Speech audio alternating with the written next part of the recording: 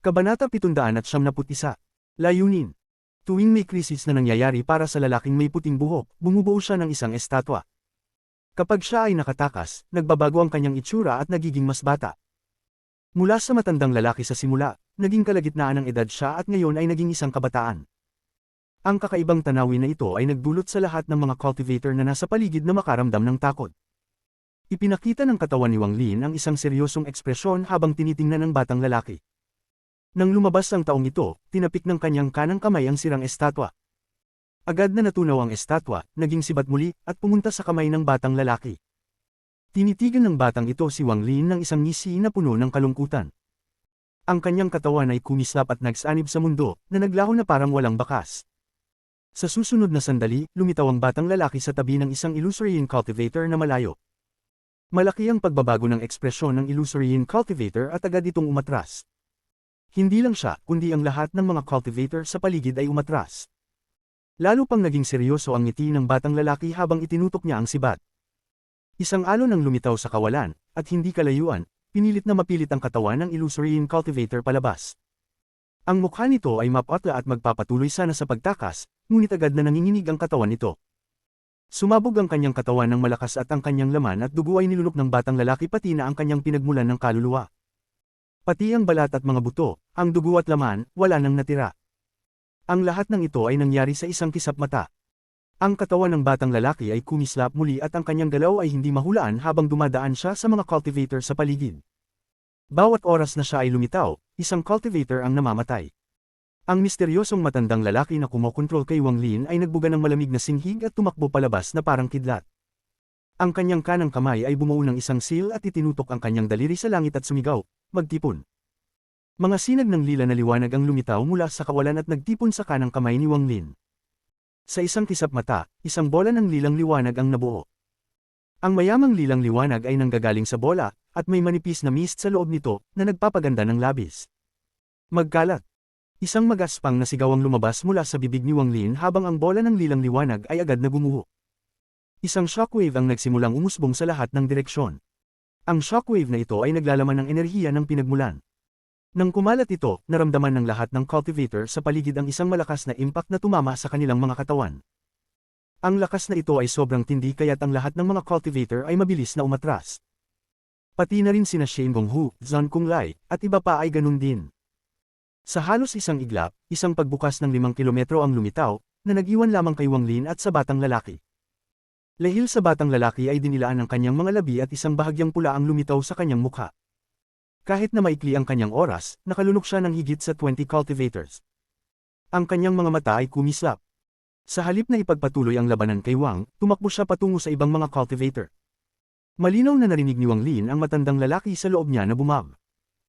Ang kanyang katawan ay tumakbo palabas at sumigaw, ang dakilang Celestial Lord Xing Shui ay handang lumamon ng mga kabataan para lang makabawi ng kanyang cultivation. Kung talagang kaya mo, lumabas ka at makipaglaban sa matandang ito upang hindi ka na magmukhang katawa-tawa. Nagulat ang kabataan at lumingon. Ang kanyang mga mata ay puno ng puot habang dahan-dahan niyang sinabi, "Hindi ako si Xing Shui." "Kalokohan, ikaw si Xing Shui." "Xing Shui, Xing Shui." Patuloy na lumabas ang boses ng matandang lalaki mula kay Wang Lin.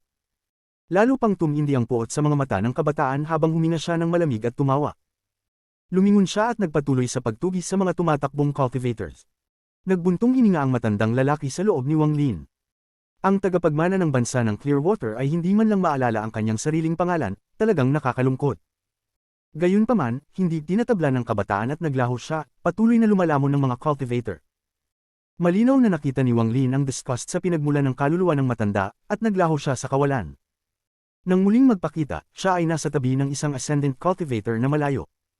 "Kung ikaw ay lalamon, ako naman ang magpapalayas." Ang katawan ni Wang Lin ay gumalaw. Sa ilalim ng takot na tingin ng ascendant cultivator, sinipa ni Wang Lin ang cultivator. Isang malakas na puwersa ang lumitaw sa katawan ng cultivator. Ang cultivator ay nagsanib sa mundo at agad na naglaho. Hindi huminto si Wang Lin. Pagkatapos niyang sipain ang cultivator, nagpakita siya sa tabi ng isa pa at muling nagsagawa ng sipa. Gaya ng ganito, pinabayaan ni Wang Lin at ng kabataan ang kanilang laban at gumalaw sa pinakamabilis nilang bilis. Isa ang lumalamon, ang isa naman ay nagpapalayas ng mga tao. Nagtutunggali sila sa kanilang bilis. Habang tumatakas si Shin Gong-hu, nagsimula siyang mag-teleport. Gayunpaman, agad itong na-interrupt at pinilit siyang palabasin mula sa kawalan. Kasabay nito, lumitaw ang masamang kabataan sa tabi niya at ang kamay ng kabataan ay umabot patungo sa kanyang ulo. Ang mukha ni Shin Gong-hu ay puno ng puot. Siya ay isang mayabang na tao, at mabilis na bumuo ng seal sa kanyang kamay at isang kidlat ang lumitaw sa kanyang kamay. Ang kidlat na ito ay madilim na pula.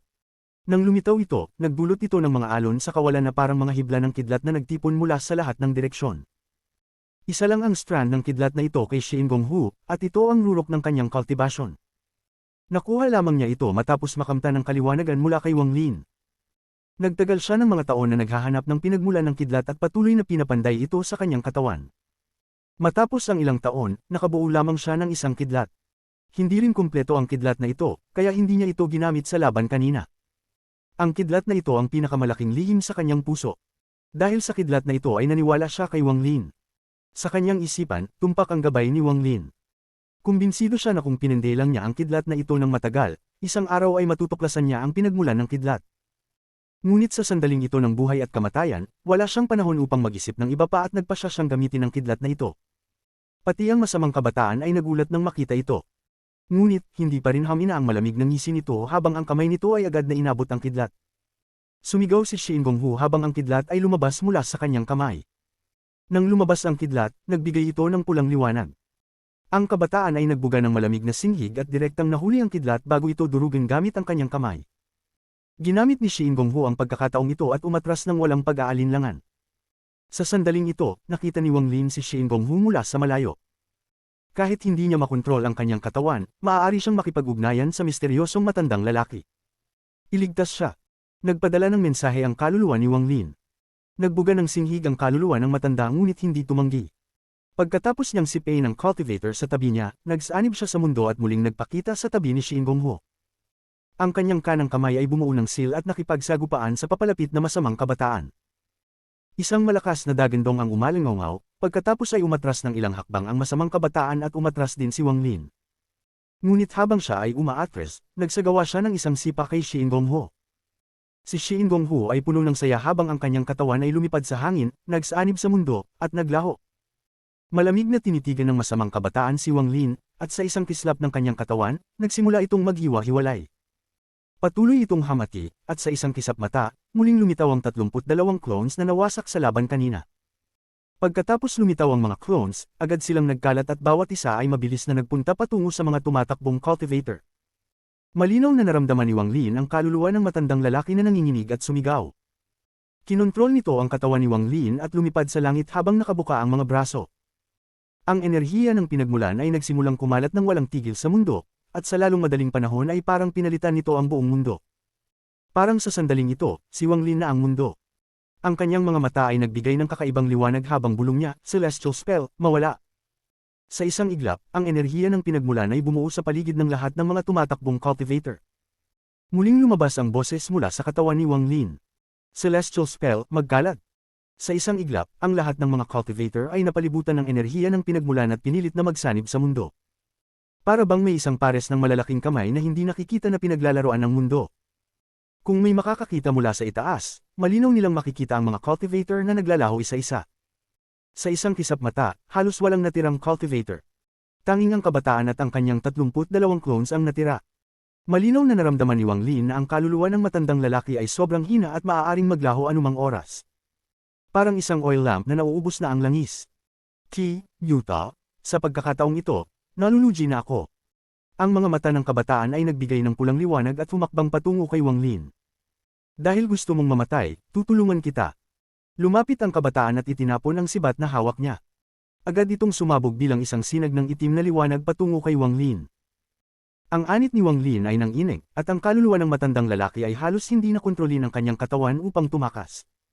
Sumunod ang masamang kabataan at patuloy na humabol. Ang misteryosong matandang lalaki na kumokontrol sa katawan ni Wang Lin ay nagsanib sa mundo at naglaho sa isang kisap mata. Gayunpaman, ang masamang kabataan sa likuran niya ay nagsanib din sa mundo at hinabol ang matanda. Masyado silang mabilis. Sa isang iglap, tinawid nila ang walang bilang na pira-pirasong mga piraso. Ang masamang kabataan ay dahan daw ang nagpakita ng isang pangiinis at dahan daw ang sinabi, "Mula nang lumabas ka, alam ko na ang layunin mo ay akitin ako sa iyong tunay na katawan." Anuman, sasama ako sa iyo at lalamon sa iyo. Mas mabuti pa kaysa sa mga cultivator na nandyan. Kabanata 772. Ang lugar na pinakamalapit sa sinaunang Celestial Realm. Parang may napagtanto si Wang Lin.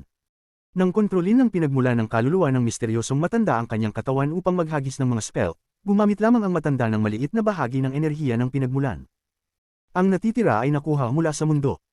Ang ganitong uri ng spell ay katulad ng spell na kayang magbunot ng mga kaluluwa mula sa lahat ng bagay. Medyo magkahawig ito pero mas malalim. Gayunpaman, ang spell na ito ay lampas sa antas ng pagninuno ni Wang Lin. Bagamat may ilang pagkaunawa siya, may manipis na patong na hindi niya kayang pagtagumpayan. Habang kinokontrol ng matanda ang kanyang katawan upang mabilis na gumalaw, wala ng oras si Wang Lin upang mag-isip tungkol sa mga spell. Malinaw niyang naramdaman na ang pinagmula ng kaluluwa ng misteryosong matanda sa loob ng kanyang katawan ay mabilis na nawawala. Sa loob ng kalahating insenso, higit sa kalahati ng pinagmula ng kaluluwa ng matanda ay nawala. Malinaw na ginagamit ng matanda ang kanyang pinagmula ng kaluluwa bilang kapalit ng mabilis na paggalaw. Hindi na kayang maramdaman ni Wang Lin kung gaano kabilas ito. Nang ang kanyang katawan ay sumanib sa mundo, parang ang oras ay walang katapusan sa paligid niya. Hindi na siya naglalakad sa walang laman kundi sa oras. Ito ay isang ilusyon, ngunit hindi kayang hanapin ni Wang Lin ang ibang paraan upang ipaliwanag ang ganitong bilis. Ito rin ay dahil kay Wang Lin na nakuha na ang konsepto ng spatial bending, isang spell na para sa mga cultivator sa ikalawang hakbang. Bagamat hindi siya kayang magsanib sa mundo tulad ng matanda na ginagawa ito ng parang humihinga, kung magkakaroon siya ng sapat na oras na maghanda, magagamit pa rin niya ito. Kung siya ay isang cultivator sa corporeal young stage na hindi pa nakakahawak ng spatial bending, kung ang matanda ay nagpapabilis ng ganito, hindi makakayanang suportahan ng kanyang pinagmula ng kaluluwa. Sa magaan na bahagi, siya ay malubhang masusugatan, at sa medyo mas seryosong bahagi, ang kanyang pinagmulan ng kaluluwa ay babagsak. Bagamat may pagkaunawa si Wang Lin sa spatial bending, naramdaman niya na ang kanyang pinagmulan ng kaluluwa ay hindi kayang tiisin ang paglalakbay sa ganitong kalagayan ng matagal na panahon. Sa ilalim ng kontrol ng matanda, hindi kailanman umalis ang kanyang katawan sa pagiging sanib sa mundo. Parang ang bawat bahagi ng kanyang katawan, kasama na ang kanyang pinagmulan ng kaluluwa, ay nahati sa walang katapusang mga butil, at ang mga butil na ito ay bahagi ng mundo. Ang pagiging sanib sa mundo ay nangangahulugan na ang isang tao ay maaaring makarating sa lahat ng lugar sa isang iglap, ngunit may mga limitasyon ang spell na ito. Kung hindi, magpapakita na lang ang matanda sa lugar ng kanyang katawan sa halip na magmadali ng ganito. Para kay Wang Lin, ang kalahating insenso na oras na ito ay parang isang siglo. Sa loob ng siglong iyon, siya ay dumaan sa isang malakas na bagyong nais siyang gawing pira-piraso.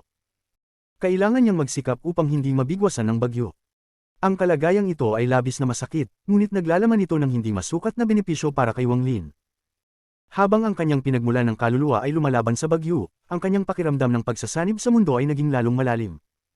Sa huli, ito ay nakaukit ng malalim sa kanyang puso at mananatili roon magpakailanman. Kung nalaman ng ibang cultivator ang kalagayan ni Wang Lin, malamang ay magagalit ang isang grupo sa kanila. Para sa mga cultivator sa ikalawang hakbang, bukod sa enerhiya ng pinagmulan, isa pang pangunahing aspeto ang pag-unawa sa mga batas, pagkontrol sa mga batas, at pagmamanipula ng mga batas, ngunit ito ay labis na malabo upang ipaliwanag. Kaya't ang pagsasanib sa mundo ay naging isang landas upang tuklasin ang mga batas. Sa pamamagitan ng malapit na pagsasanib sa mundo, mas magiging magaan ang pagtuklas sa mga batas ng mundo.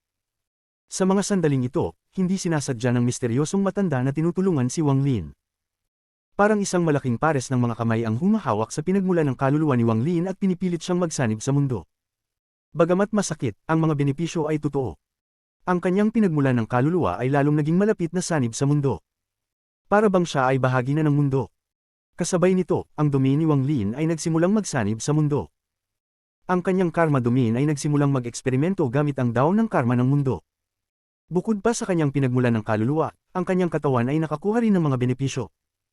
Matapos ang paglilinis mula kanina, ang kanyang enerhiya ng pinagmulan ay ganap na nagsanib sa kanyang katawan. Sa ilalim ng kontrol ng matanda, siya ay nasa estado ng pagsasanib sa mundo sa isang mahabang panahon. Ang kanyang katawan, tulad ng kanyang pinagmulan ng kaluluwa, ay naging sanib sa mundo. Ang mga ito ay hindi pa rin ang pinakamahalagang punto. Ang pinakamahalaga ay sa proseso ng pagsasanib sa mundo, ang kanyang katawan ay kailangang maglaho. Parang ang kanyang pisikal na katawan ay gumuho, ngunit hindi siya patay. Tanging sa kanyang kalagayan lamang siya makakapagbuo ng kanyang katawan sa ibang lugar. Ang matagal na pananatili sa prosesong ito ay nangangahulugang ang kanyang katawan ay natural na nakakuha ng lakas mula sa enerhiya ng pinagmulan ng mundo. Para bang bawat kalamnan sa kanyang katawan at bawat patak ng dugo ay napuno ng enerhiya ng pinagmulan ng mundo. Siyempre, wala sa mga ito ang ginawa ng misteryosong matanda ng may layunin. Kung hindi nakatagpo si Wang Lin ng serye ng mga kondisyon na ito, sa sandaling mawala ang matanda at ang kanyang pinagmulan ng kaluluwa mula sa katawan ni Wang Lin, ang pinagmulan ng kaluluwa ni Wang Lin ay babagsak at mamamatay. Si Wang Lin at ang masamang kabataan ay nagmadali sa mundo. Pagkatapos ng kaunting sandali, lumitaw ang katawan ni Wang Lin sa isang piraso sa hilagang bahagi ng Thunder Celestial Realm. Sa sandaling lumitaw ang kanyang katawan, ganap na nawala ang pinagmulan ng kaluluwa ng matanda at nawala mula sa kanyang katawan. Mabilis na nakuha ni Wang Lin ang kontrol sa kanyang katawan. Isang pakiramdam ng matagal nang nawalang pamilyaridad ang lumitaw sa kanyang puso. Pagkatapos makuha ang kontrol sa kanyang katawan, kinontrol ni Wang Lin ang enerhiya ng pinagmulan sa kanyang katawan upang lumabas mula sa kanyang mga butas ng walang pag-aalinlangan. Ang enerhiya ng pinagmulan ay bumuo ng isang vortex at pagkatapos ay biglang pumutok. Hiniram niya ang lakas ng pagbagsak ng vortex upang mabilis na umatras. Sa sandaling tumakas siya, ang masamang kabataan ay lumitaw. Ang kanyang kamay ay naapektuhan ng pagsabog bago nito nahawakan ang walang laman na espasyo kung saan naruroon si Wang Lin. Matapos umalis si Wang Lin, mabilis siyang lumipad palayo ng walang pag-aalinlangan. Kasabay nito, inilabas niya ang Celestial Sword at naghagis ng 8 Heavenly Chops sa paligid ng kanyang katawan. Maraming tunog ng pagbasag at pagkatapos ay isang malaking bilang ng mga bitik ang lumitaw sa paligid ni Wang Lin. Isang hindi nakikitang puwersa na naglalayong ipako siya ay napunit ng Heavenly Chop ni Wang Lin. Ang ekspresyon ni Wang Lin ay malungkot habang gumagalaw siya ng mas mabilis at tumakas. Naranasan na niya ang mga pagsubok sa likod na nakasurround at ngayon ay hindi na siya muling magtitiis sa ganoong sitwasyon. Ang mga mata ng masamang kabataan ay naging malamig habang tinitingnan ang mga piraso sa paligid at kumurap. Ang lugar na ito ay ang Imperial Capital ng Thunder Celestial Realm.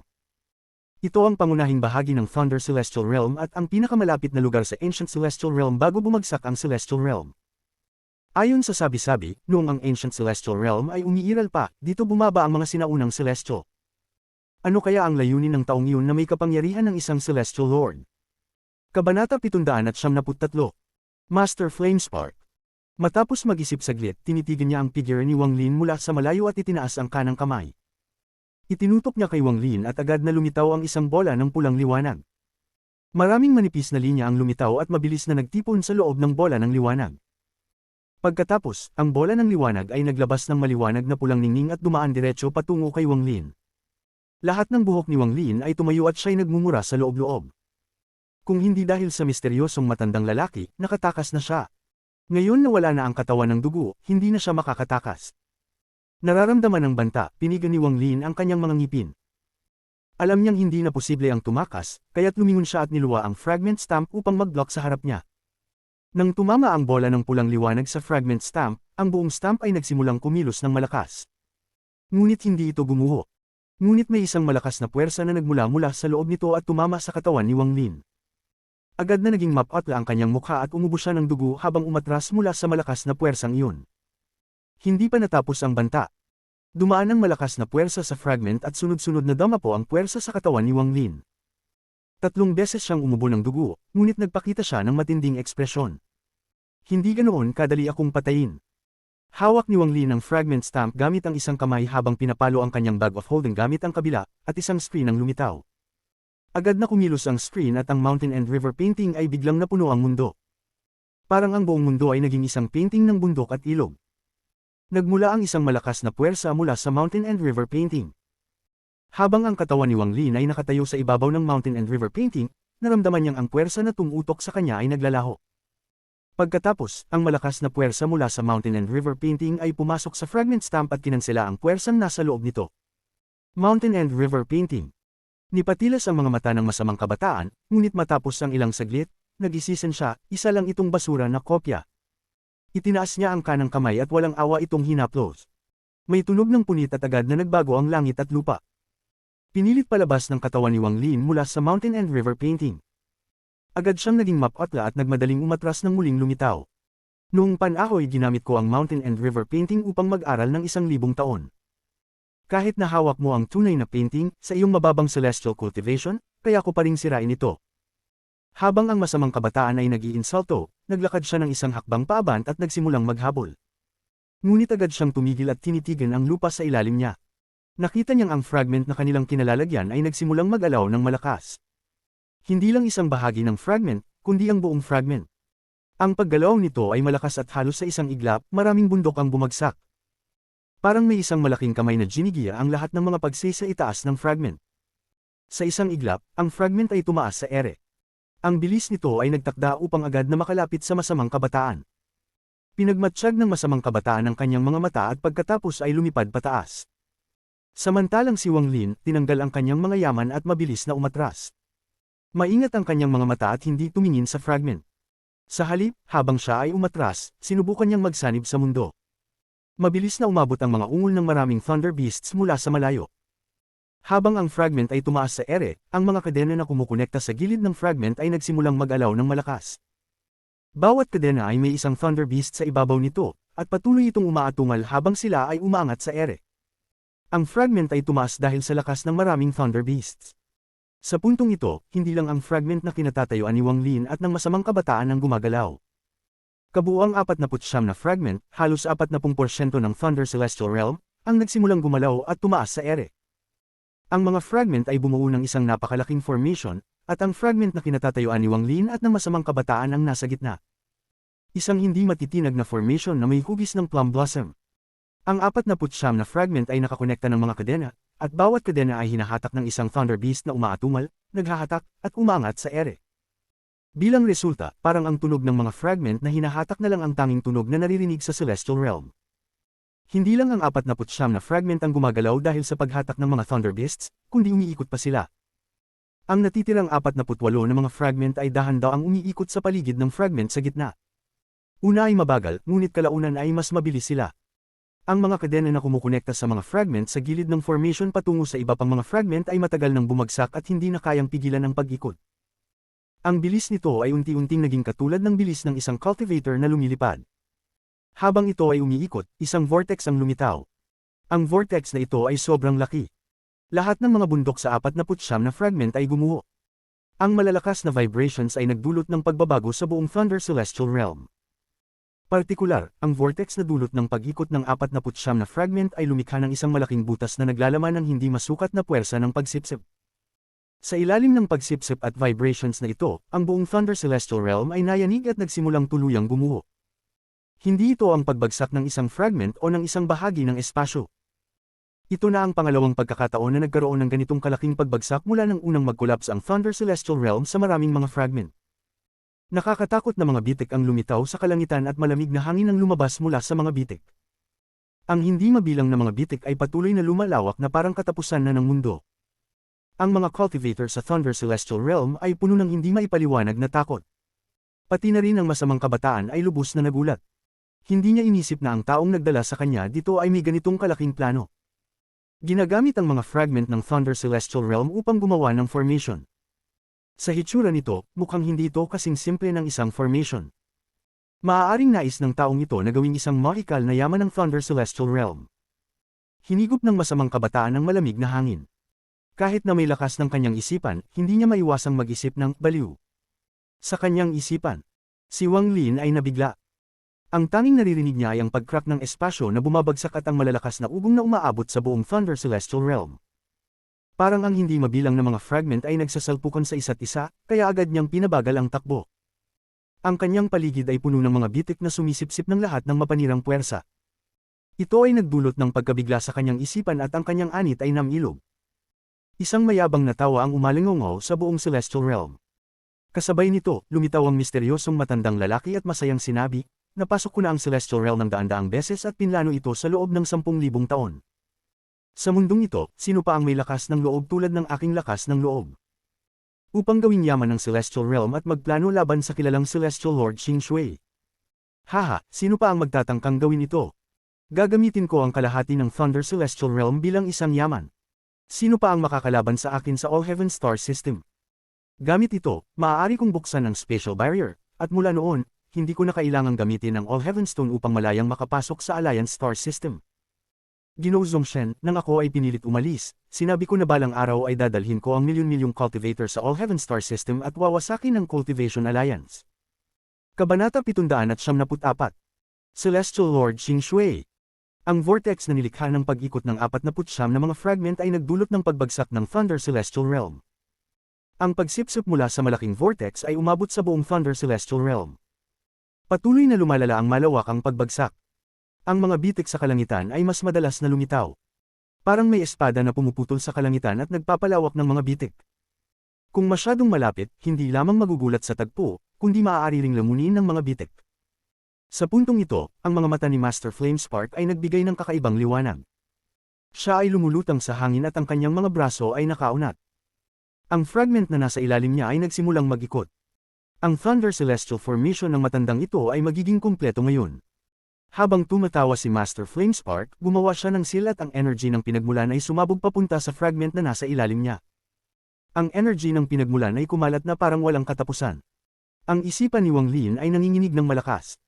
Ang kanyang ekspresyon ay malungkot habang tahimik na tinitingnan si Master Flamespark sa malayo. Samantala, ang masamang kabataan ay kumislap ang mga mata at nagsabi, ang paggawa ng Celestial Realm bilang isang mahikal na yaman ay talagang kawili-wili.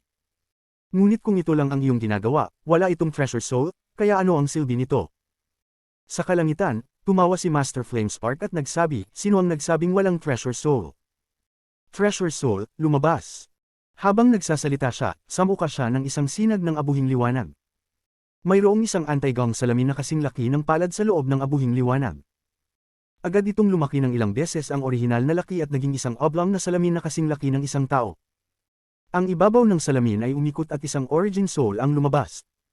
Sa sandaling lumabas ang origin soul, kumalat ang siksik na energy ng pinagmulan.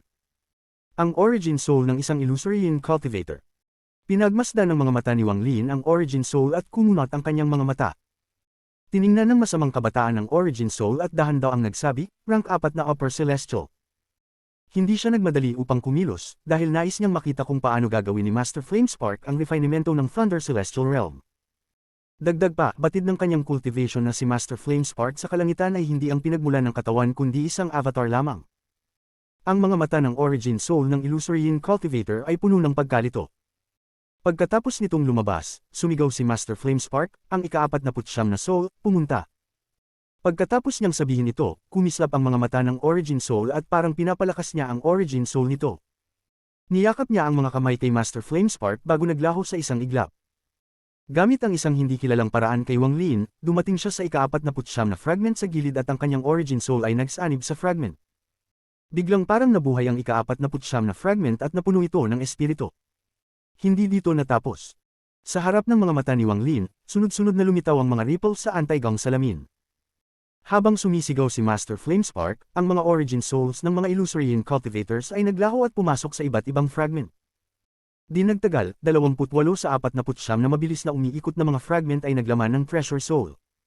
Treasure Soul, lumabas ulit. Ang mga mata ni Master Flamespark ay puno ng kasiyahan habang ang ibabaw ng anti-gong salamin ay muling umikot ng malakas at isa pang Origin Soul ang lumabas. Ang energy ng pinagmulan mula sa Origin Soul na ito ay tiyak na mas malakas kaysa sa huling 28. Huminga ng malalim si Wang Lin nang matanto niyang ito ang origin soul ng isang corporeal young cultivator. Ang ekspresyon ng masamang kabataan ay nanatiling neutral habang tahimik na nagsabi, rank 9 na Upper Celestial, hindi masama. Kasunod ng origin soul ng corporeal young, 13 pang origin souls ang lumabas at naglaho sa mga fragment. Sa 49 na fragment, 42 sa mga ito ay biglang nagbago. Hindi lamang sila napuno ng espiritu, kundi ang lakas ng formation ay patuloy na tumaas. Isa pa. Tumawa si Master Flamespark na parang baliw. Inihanda niya ito ng 10,000 taon para sa araw na ito. Ang anti-gong salamin ay muling nanginginig, at pagkatapos ng higit sa 10 hininga, isang origin soul ang lumabas. Ang origin soul na ito ay matanda at mukhang mahina, ngunit sa sandaling lumabas ito, ang energy ng pinagmulan na masiksik kaysa sa mga naunang 42 origin souls ay kumalat. Ito ay, ang mga mata ni Wang Lin ay biglang kumunot. Ang energy ng pinagmulan ay napakalakas at nakakatakot. Kasing lakas ito ng pinagmulan ng Hua family ancestor. Dapat ito ang origin soul ng isang Nirvana Scryer cultivator. Ang mga mata ng masamang kabataan ay kumunot habang tinutok ang mga mata at dahan-daang nagsabi, rank 3 Space Celestial. Matapos lumabas ang origin soul, tinitigan niya ang kalangitan. Ang mga mata nito ay puno ng kalungkutan, tila nagbabalik tanaw sa nakaraan. Ngunit sa isang sigaw mula kay Master Flamespark, ang origin soul ay nayanig at ang mga mata nito ay puno ng takot. Pumasok ito sa isang fragment at naglaho. Isang malakas na presyon ang biglang pumutok mula sa ikapitong fragment at ang buong lakas ng formation ay tumaas muli. Hindi pa natapos. Isang pares ng malalaking kamay ang lumabas na parang nais punatan ang salamin. Pagkatapos, isang origin soul ang lumabas mula sa salamin. Ito ay ang origin soul ng isang kalalakihang nasa gitnang edad. Ang mukha niya ay puno ng masamang aura, at nang lumabas siya, agad siyang sumigaw. Ang masamang aura ay nakakatakot, at naging isang pulang bagyong umiikot. Ang katawan ni Wang Lin ay kusang umatras at ang mga mata nito ay puno ng pagkabigla. Hindi na niya kayang kalkulahin ang lakas ng origin soul na ito. May pakiramdam siya na ang taong ito ay mas mahina kaysa sa Blood Ancestor. Rank siyam na Sky Celestial. Ang mga mata ng masamang kabataan ay puno ng kasakiman, ngunit hindi siya nagmadaling magsagawa. Tinitigan ni Master Flamespark ang kalalakihang nasa gitnang edad. May bakas ng panghihinayang sa mga mata nito nang dahan daw ang sinabi, ito ang ika-4 na tao na nakatakda sa akin. Sa kasamaang palad, ika-6 na soul, pumunta. Ang kalalakihang puno ng galit na pumatay ay pinaharap ang ulo at tinignan si Master Flamespark. Pagkatapos magmuni-muni ng ilang sandali, siya ay tumakbo at nagsanib sa fragment. Isang malakas na masamang aura ang pumutok mula sa ika-6 na fragment at kumalat sa buong formation. Nang ang masamang aura ay bumalat sa formation, ang lakas ng formation ay tumaas ng malaki. Bago pa man mawala ang aftershock ng masamang aura, isang tunog ng crackling ang narinig mula sa salamin. Biglaang lumitaw ang isang crack sa salamin, at habang ang ripple ay nagbabaluktot, isa pang origin soul ang lumabas. Ang origin soul na ito ay isang matandang lalaki, at sa sandaling lumabas siya, ang kalangitan ay nagbago. Parang ang mga bitik na lumitaw dahil sa pagbagsak ay huminto. Walang energy ng pinagmulan mula sa kanya, ngunit ang paglitaw ng matandang lalaking ito ay nagdulot kay Wang Lin na umatras. Ang presyon na ibinibigay ng matandang ito ay nakakagulat. Rank 2 Celestial King. Ang mga mata ng masamang kabataan ay kumislap. Ang origin soul ng matandang lalaki ay hindi malito. Siya ay ganap na gising. Sa wakas, ang kanyang mata ay napatingin kay Master Flamespark at bahagyang tumango. Pagkatapos, isang matandang tinig ang Yumeko, tandaan ang iyong pangako. Pagkatapos nito, ang origin soul ng matandang lalaki ay pumasok sa isang fragment at naglaho. Pagkatapos ay isang malakas na aura ang sumabog mula sa ika-5 fragment. Mas maraming tunog ng pagcrack ang narinig at ang mga bitik sa anti-gong salamin ay naging mas mahaba habang ang isa pang origin soul ay lumabas. Ang origin soul na ito ay kulay pula at isang malalim na damdamin ng galit ang sumabog mula rito. Blood Ancestor. Nagbago ang ekspresyon ni Wang Lin at agad na umatras. Ngunit, saglit na lang, napansin niyang may isang issue. Kahit na ang origin soul na ito ay pag-aari ng Blood Ancestor, ang mga mata nito ay malungkot, walang espiritu. Hindi nagtagal, ang origin soul ng Blood Ancestor ay tahimik na pumasok sa fragment at naglaho. Ngunit, sa sandaling bago siya mawala, itinaas niya ang kanyang ulo at tiningnan si Wang Lin. Ang ika-4 na soul ay pumasok sa kanyang posisyon. Rank 6 na Celestial King. Ang mga mata ng masamang kabataan ay kumislap. Pagkatapos ay ngumiti siya ng malupit at dahan-daw ang nagsabi, kawili-wili. Hindi ko lang alam kung may Celestial Lords. Sinabi ni Master Flamespark sa hangin ng may pagmamalaki, meron. Ang mga bitik sa anti-gong salamin ay naging mas malaki, ngunit sa pagkakataong ito, hindi isa lang. Maraming bitik ang lumitaw. Parang ang anti-gong salamin ay malapit ng masira. May isang flash ng liwanag at 2 origin souls ang lumabas sabay. Isang hindi masukat na halaga ng energy ng pinagmulan na halos naging solid ay pumuno sa mundo. Ang 2 origin souls na ito ay hindi kumpleto. Medyo malabo sila at may seal na kumikislap sa kanilang mga noo. Sa sandaling lumabas ang 2 origin souls, nagbago ang ekspresyon ng masamang kabataan. Tinitigan niya ang 2 origin souls at dahan-daw ang nagsabi, rank 1 Celestial Lords. Ang ekspresyon ni Wang Lin ay mapatla at ang kanyang mga mata ay seryoso. Ramdam niya ang isang aura na kasing lakas ng All-Seer mula sa 2 origin souls na ito. Ang mga mata ni Master Flamespark ay naglalaman ng kaunting pag-aalinlangan habang ang kanyang mga kamay ay gumawa ng isang seal at sumigaw, ang ikatlo at ikalawa na souls, magpunta na sa kanilang posisyon. Ang 2 origin soul ay malamig na tiningnan si Master Flamespark bago dahan-daw ang magsanib sa kanilang mga fragment at mawala. Sa sandaling sila ay nawala, ang anti-gong salamin ay nayanig at narinig ang mga tunog ng pag-crack mula rito bago ito biglang gumuho at naging mga pira-pirasong fragment. Habang ang salamin ay gumuho, ang origin soul ng isang kalalakihang nasa gitnang edad ay lumabas. Ang kalalakihang ito ay mukhang ordinaryo. Wala ni isang pag-alo ng origin energy mula sa kanyang katawan. Ngunit sa sandaling siya ay lumitaw, isang killing intent na kayang magwasak ng mundo ang sumabog mula sa kanyang katawan. Ang killing intent na ito ay nagsanib sa mundo at tila naging bahagi ng mundo. Agad na damyugo si Wang Lin at naglabas ng maraming dugo, pagkatapos ay pinaga niya ang lahat ng origin energy sa kanyang katawan. Mabilis siyang umatras, ngunit naruroon pa rin ang killing intent. Ang kanyang mga mata ay puno ng takot at ang kanyang mukha ay mapatla. Ang Rain Celestial Realm, rank 6 na Celestial Lord, ang Slaughter Celestial Lord. Nagbago ang ekspresyon ng masamang kabataan habang tinitingnan ang kalalakihang nasa gitnang edad. Ang kanyang mga mata ay naging malamig. Ang kalalakihang nasa gitnang edad ay labis na kalmado. Pagkatapos niyang lumabas, tumingin siya kay Master Flamespark. Itinuro ni Master Flamespark ang fragment sa ibaba niya at sumigaw, unang soul, sa posisyon. Tahimik na nag-isip ang kalalakihang nasa gitnang edad sandali bago siya pumasok sa fragment at nawala. Isang nakakatakot na killing intent ang sumabog mula sa unang fragment sa gitna. Agad itong bumulwak at pinalibutan ang lahat ng fragment sa formation. Punong-puno ng excitement si Master Flamespark habang sumigaw, Celestial Formation, magsanim. Ang orihinal na 49 na origin soul na kanyang inihanda ay hindi kasama ang Blood Ancestor. Gayunpaman, nang makuha niya ang origin soul ng Blood Ancestor, nagbago siya ng plano at pinalitan ito. Habang nagsasalita si Master Flamespark, ang Thunder Celestial Realm ay nagbago ng malaki. Ang 49 na fragment na ngayon ay naglalaman ng Treasure Soul ay agad na lumiit hanggang sa ang bawat isa ay kasing laki ng isang palad at umikot sa paligid ni Master Flamespark. Isang Divine Sense ang lumabas mula sa bawat fragment, at lahat ng ito ay pumasok sa katawan ni Master Flamespark. Nang pumasok ang lahat ng 49 na Divine Sense sa kanyang katawan, naging solid siya. Upang i-refine ng Thunder Celestial Realm, hinati ni Master Flamespark ang kanyang Origin Soul sa 49 na bahagi at ipinasok ang mga ito sa mga fragment. Tanging sa pamamagitan lamang ng paggawa nito niya kayang ganap na manipulahin ang mga fragment. Ngayon na ang kanyang Origin Soul ay muling nagtipon, ang kanyang Origin Body ay lumitaw. Sa ngayon, mayroon siyang 49 na fragment na umiikot sa kanya. Isang malakas na aura ang nagmumula sa mga fragment at ginawa si Master Flamespark na magmukhang puno ng walang katapusang kadakilaan. Talaga namang kawili-wili. Tiningnan ng masamang kabataan si Master Flamespark at dahan-daang nagsabi, napakalakas ng treasure ng Celestial Formation na ito, ngunit may kulang pa rin kaunting kabagsikan. Sa palagay ko, ito ang dahilan kung bakit mo ako pinatawag dito. Tinitigan ni Master Flamespark ang masamang kabataan at sinabi, Celestial Lord Qingshui, nais ko ang iyong G-Realm. Nagkunot ang noo ng masamang kabataan at tahimik na sinabi, hindi ako si Qingshui. Nakarating na ako sa Celestial Realm ng daan-daang beses at natutunan ko ang lahat ng mga lihim na aking nahanap. Sa Thunder Celestial Realm, may isang tao na kilala bilang si Qingshui.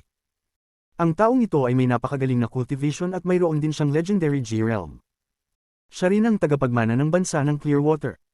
Pagkatapos niyang umakyat sa Celestial Realm, pumunta siya sa Thunder Celestial Realm at naging Celestial Lord. Gayunpaman, sa mga unang araw ng pagbagsak ng Thunder Celestial Realm, bigla siyang nagbago ng malaki ng hindi malamang dahilan. Siya ay naging iba sa dati at naging isang demonyo na pumatay ng lahat. Isang malaking grupo ng mga Celestials ang umatake sa kanya, ngunit dahil sa G-Realm niya, nagkaroon ng isang malawakang pagpatay. Sa wakas, kumilos ang Celestial Emperor na si Bai Fan at nagtagumpay. Gayunpaman, hindi siya kayang patayin ng emperador. Sa gitna ng kalituhan, tila bigla niyang nakuha ang kanyang mga senses at lahat ng nangyari ay parang isang panaginip. Nang magkamalay siya, napagtanto niyang pumatay siya ng maraming Celestials. Kabilang sa mga pinatay niya ay ang kanyang mga kaibigan, mga disipulo, mga inapo, at higit sa lahat, ang kanyang daw partner na kasama niya sa loob ng 10,000 taon. Lahat ng ito ay nagdulot sa kanya ng matinding kalungkutan at galit. Ang personal na pagpatay sa kanyang mga kamag-anak at daw partner ay nagdulot sa kanya ng pagbabalik ng kanyang mga senses. Sa sandaling siya ay malapit ng mawalan ng katinuan, pilit niyang itinaas ang kanyang espada upang sirain ang kanyang origin soul at katawan. Upang maiwasan ang pagbabalik ng G-Realm, ginamit niya ang kanyang magical treasure na Sealing Vortex at tinatakan ang kanyang origin soul at katawan sa siyam na bahagi. Dahil sa kalungkutan, nilagay ng Celestial Emperor Bai Fan ang isang healing formation sa mga selyo. Nais niyang sana ay bumalik siya sa kanyang katinuan balang araw. Ang dahilan kung bakit ginawa ito ni Celestial Emperor Bai Fan ay dahil si Qingshui ay ang tanging disipulo niya at siya rin ang pinakamalamang na maging susunod na Celestial Emperor ng Thunder Celestial Realm. Matapos magsalita si Master Flamespark, agad niyang tinamaan ang kanyang bag of holding at lumitaw ang isang Celestial Jade. Ang Celestial Jade ay napakabago at malinaw na matagal na itong naruroon.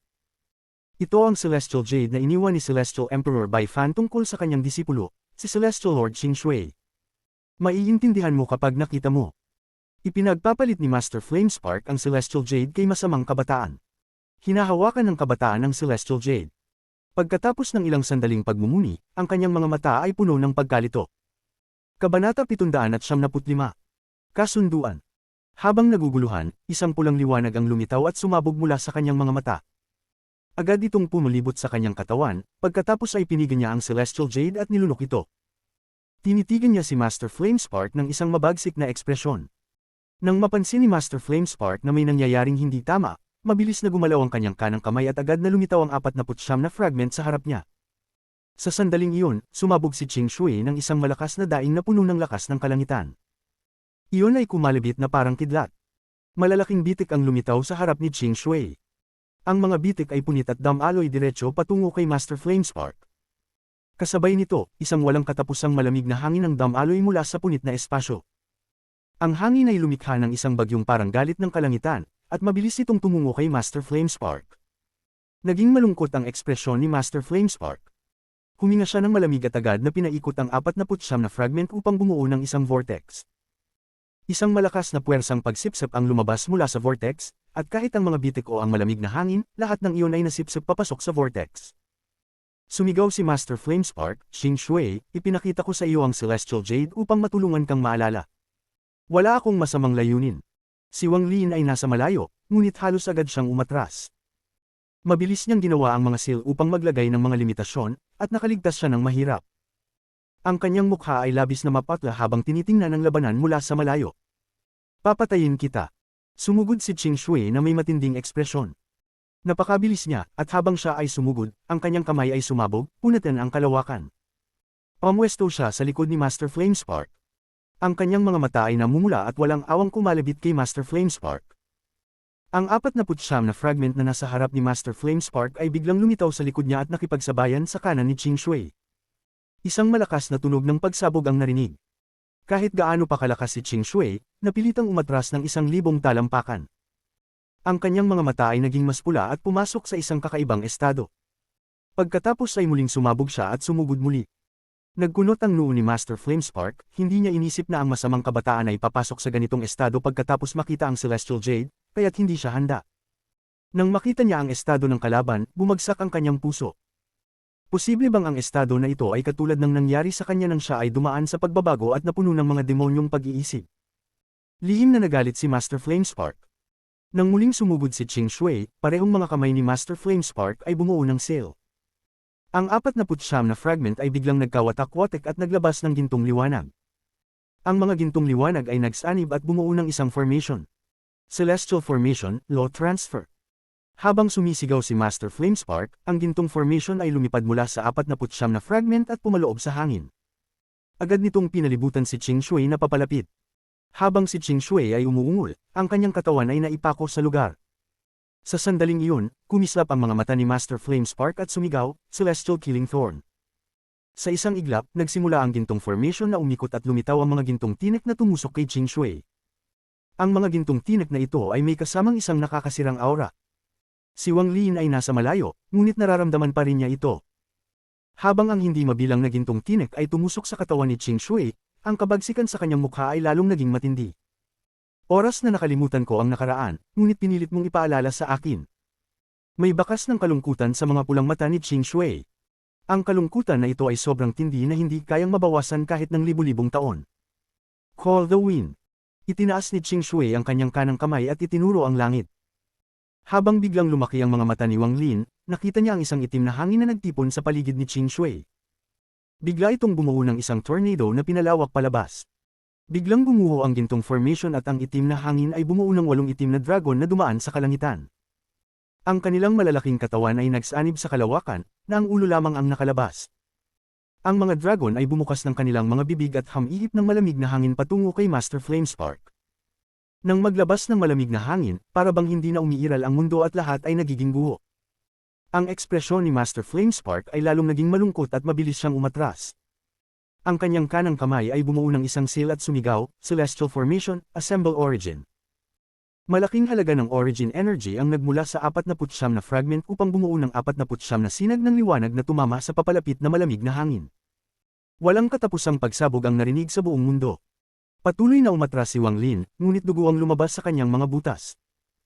Ang bawat pagsabog ay yumanig sa kanyang isipan, ngunit ang kanyang mga mata ay labis na nagniningning habang tinatitigan ang labanan.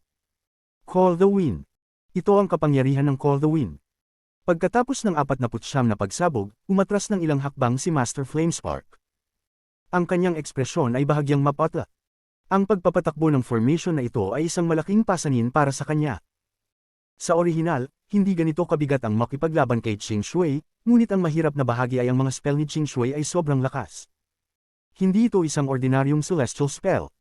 Nang kontrolin ni Master Flamespark ang katawan ni Wang Lin, hindi niya nakita si Wang Lin na gumamit nito. Ito ang kanyang unang pagkakataon na makita ito, at siya ay labis na nagulat. Sinusundan ng mga balita na noong bumagsak ang Celestial Realm, may kakaibang kamatayan si Celestial Emperor Bai Fan. Bilang disipulo ni Bai Fan, hindi ba gusto mong hanapin ang dahilan at maghiganti sa kanya? Nagkunot ang noo ni Master Flamespark. Maliban na lamang kung ito ang huling paraan, ayaw niyang makipaglaban kay Celestial Lord Qing Shui. Magiging malaking pagkakaiba ito sa kanyang orihinal na plano.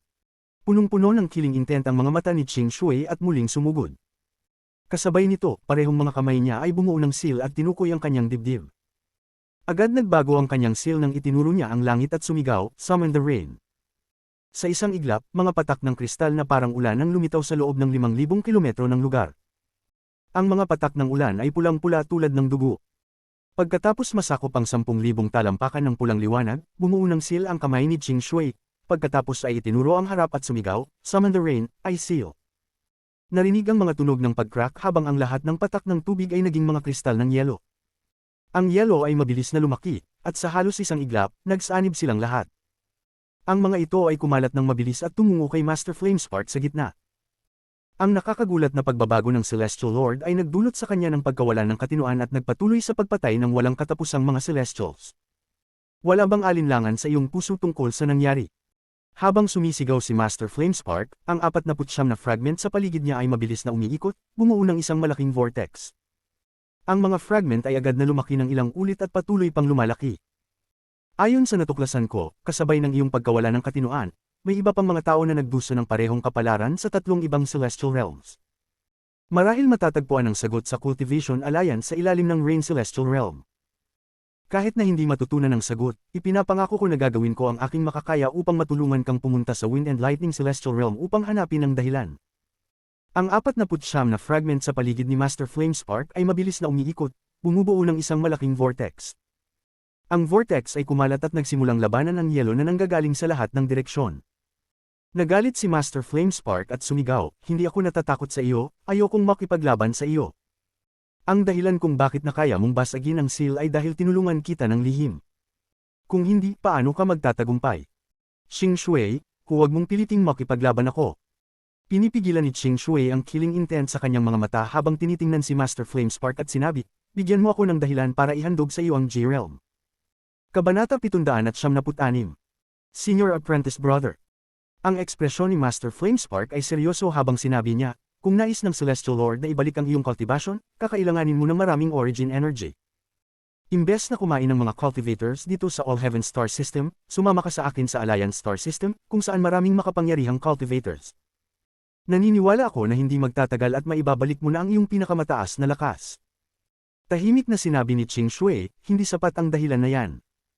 Matapos kang masil, ang Celestial Realm ay nakaranas ng kalamidad na nagdulot ng pagkasira nito. Hindi mo ba nais malaman kung ano ang nangyari?" Ayon sa sabi-sabi, ang Cultivation Alliance ay may buhay na celestial. "Kung sasama ka sa akin, malalaman mo ang lahat." Tahimik na nagmuni si Qing Shui. Pagkatapos ng matagal na sandali, dahan-dahan niyang sinabi, "Hindi pa rin sapat. Nung bata pa ako, ako'y isang elder sa Cultivation Alliance. Sa Cultivation Alliance, may isang scroll. Ayon sa sabi-sabi, ang scroll na ito ay nahulog mula sa langit matapos ang pagbagsak ng Celestial Realm, at naglalaman ng isang piraso ng sinaunang Celestial Realm. Nang umalis ako, wala pang nakakapagbukas ng scroll. Subalit, ayon sa sabi-sabi, ang scroll na ito ay naglalaman ng tunay na dahilan ng pagbagsak ng Celestial Realm. Lahat ng ito ay tiyak may kinalaman sa iyong biglaang pagbabago. Matapos ang lahat, sobrang kamangha-mangha lang ng pagkakataon. Hindi pa umabot ng 100 taon pagkatapos ng iyong pagpatay, ang Celestial Realm ay gumuho. Kung sasabihin mong walang koneksyon, hindi ko ito paniwalaan. Qing Shui, hindi tayo magkaaway. Kung hindi ka pa rin sang-ayon sa mga dahilan na ito, kung ganon, huwag na tayong magsalita pa at maglaban tayo. Hindi ko hahadlangan at gagamitin ko ang buong lakas ng mahiwagang hiyas na ito. May pagkinang ng killing intent sa mga mata ni Master Flamespark. Ang 49 na fragment ay biglang tumigil sa pag-ikot, ngunit isang nakakatakot na aura ang sumok mula dito. Malupit na tinitigan ni Ching Shui si Master Flamespark at isang malamig na aura ang dahan-daang kumalat. Ang puso ni Master Flamespark ay lumubog at siya ay huminga ng malalim. Talaga naman niyang sinubukan. Sa loob ng ilang libong taon, inusisa niya ang mga tala ng Celestial Realm upang mahanap ang mga sanhi at epekto ng mga pangyayari. Sa huli, itinok niya ang kanyang pansin sa pag-refine ng Celestial Realm at pagkuha ng G-Realm upang matulungan siya. Sa kasamaang palad, hindi niya inaasahan na ganito ang kalalabasan. Tahimik na sinabi ni Ching Shui, kung nagsisinungaling ka, papasabugan ko ang G-Realm. Ang kanyang kanang mata ay kumislap ng matangkad na pula at isang sinag ng pulang liwanag ang mabilis na pumutok. Nang ang kidlat ay damaykit, nawala ang lahat ng yelo sa paligid ni Master Flamespark. Ang kidlat ay dumaan diretso patungo sa isa sa mga fragment sa harap ni Master Flamespark. Hindi nagtagal, mga sinag ng G-Realm Lightning ang lumabas mula sa kanang mata ni Ching Shui at tumama sa bawat fragment. Ang buong Celestial Formation Treasure ay nagbigay ng malamig na aura at kumislap ng pulang kidlat. Ang buong hiyas ay nagbigay ng aura ng G-Realm. Maaaring magpahinga ang Celestial Lord, hindi nagsisinungaling ang matandang ito. Tumawa si Master Flamespark habang ang kanyang kanang kamay ay bumuo ng isang seal at itinulak ito pasulong. Ang 49 na fragment ay umikot sa kalangitan, bumubuo ng isang malaking, itim na vortex. Celestial Lord, sumama ka sa akin upang makatagpo ng mga kaibigan ko sa All Heaven Star System, saka natin mabubuksan ang daanan papuntang Alliance Star System. Habang nagsasalita si Master Flamespark, siya ay malapit nang pumasok sa vortex. Hindi nagatubili si Ching Shui at siya rin ay pumasok. Sa eksaktong sandaling iyon, si Wang Lin ay kumagat ng kanyang mga ngipin at sumigaw mula sa malayo, dahil natapos na po ang senior sa refining ng Celestial Formation, sana po ay maibalik ninyo sa akin ang aking Thunder Beast. Huminto saglit si Master Flamespark bago lumingon kay Wang Lin at ngumiti. Kailangan ko pang gamitin ang iyong Thunder Beast ng ilang panahon. Pagkatapos naming buksan ang daanan at pumasok sa Alliance Star System, ibabalik ko ito sa iyo. Isa kang tao na itinadhana sa akin. Kung kaya mong umalis mula sa Thunder Celestial Realm gamit ang sarili mong lakas at makarating sa Thunder Celestial Temple sa loob ng isang taon gamit ang aking token, bibigyan kita ng isa pang pagkakataon. Isasama kita sa Alliance Star System. Habang nagsasalita siya, ipinagpag niya ang kanyang bag ng pag-iimbak at isang 30 pulgadang gintong purple na pangil ang agad na lumipad papunta kay Wang Lin. Pagkatapos ay umiwas si Master Flamespark at pumasok sa vortex. Ganon din si Ching Shui, ngunit bago siya pumasok, tumingin siya kay Wang Lin na may misteryosong liwanag sa kanyang mga mata. Pagkatapos magpadala ng isang Divine Sense message, siya ay nawala sa vortex. Sa halos isang iglap, nag-disperse ang vortex at iniwan si Wang Lin mag-isa sa kawalan. Ramdam ko ang pamilyar na aura mula sa iyo, natutunan mo ang Call the Wind at maituturing ka ng kahalili ng aking master. Pag-aralan mo itong mabuti dahil isa ito sa 6 na pinakamalalakas na spells ng aking master. Huwag mong sayangin ito sa iyong mga kamay. Matapos mahawakan ng gintong purple na pangil, tahimik na nagmuni si Wang Lin matapos marinig ang mensahe ni Ching Shui. Matapos ang ilang sandali, tinignan ni Wang Lin ang gintong purple na pangil bago ito itinago at lumipad palayo. Biglaang nawala ang 49 na fragment sa Thunder Celestial Realm. Kahit na nawala na ang vortex, hindi tumigil ang pagkawasak mula kanina. Sa halip, naging mas malupit ito. Ang hangin ay umuugong sa Thunder Celestial Realm tulad ng mga iyak ng multo. Pagpasok sa tainga ng isa, magdudulot ito ng ginaw sa puso. Habang lumilipad si Wang Lin, hindi siya makapag-merge sa mundo. Kailangan niyang maingat na iwasan ang mga spatial cracks habang palakad-lakad siya ng walang patutunguhan sa Thunder Celestial Realm. Ang Celestial Gate ay sarado, kaya paano ko nga balalabasan ang lugar na ito? At si Celestial Lord Ching Shui, baka ba niyang napansin na mayroon akong G-Realm? Ang katawan ni Wang Lin ay kumislap habang iwasan ang isang spatial rift, at pagkatapos ay para siyang tinamaan ng kidlat. Ang kanyang mga mata ay kumislap ng liwanag nang maalala niya ang isang bagay na sinabi ni Xian Gonghu nang ipakilala siya sa Thunder Celestial Realm ilang taon na ang nakalipas. Kailangan ko nang makita si Xian Gonghu ngayon din.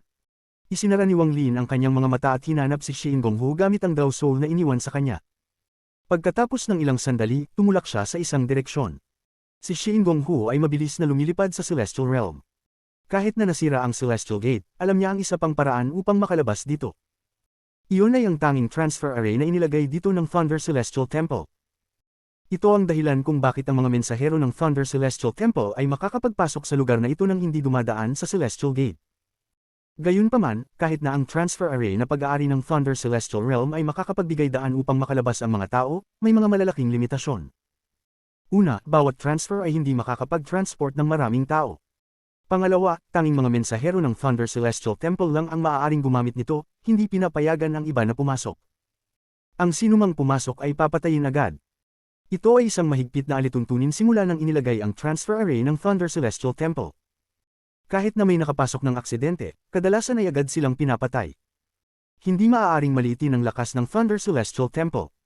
Ngayon, may mga bitik na sa relasyon niya sa Thunder Celestial Temple, kaya hindi siya dumaan dito ng maaga at pinili ang Celestial Gate. Ngunit dahil sarado na ang Celestial Gate at ang Celestial Realm ay dumadaan sa isang malawakang pagbagsak. Hindi lang nito pinabagal si Shen Gonghu, kundi pinilit siyang magtulungan patungo sa transfer array ng Thunder Celestial Temple. Nagtataka ako kung nasaan na ang aking Panginoon. Tahimik na nagmuni si Shen Gonghu. Buo pa rin ang kanyang paniniwala na hindi matatalo ang kanyang Panginoon. Kabanata 777. Rush Out 1. Si Zon Kunglai ay naglalakbay din sa kalawakan. Bilang isang bagong kasapi ng Thunder Celestial Temple, alam niya kung saan matatagpuan ang transfer array. Mabilis siyang lumilipad patungo roon. Noong kasama niya si Shen Gonghu, naisip niyang pumunta sa transfer array. Ngunit dahil sa mataas na posisyon ni Shen Gonghu, hindi niya ito binanggit at sumama na lang kay Shen Gonghu patungo sa Celestial Gate. Ang labanan sa labas ng Celestial Gate ay labis na nagpasigla sa kanya. Bagamat hindi matatag ang Celestial Realm, matibay ang kanyang loob. Katulad ni Shen Gonghu, naniniwala siyang hindi matatalo si Wang Lin.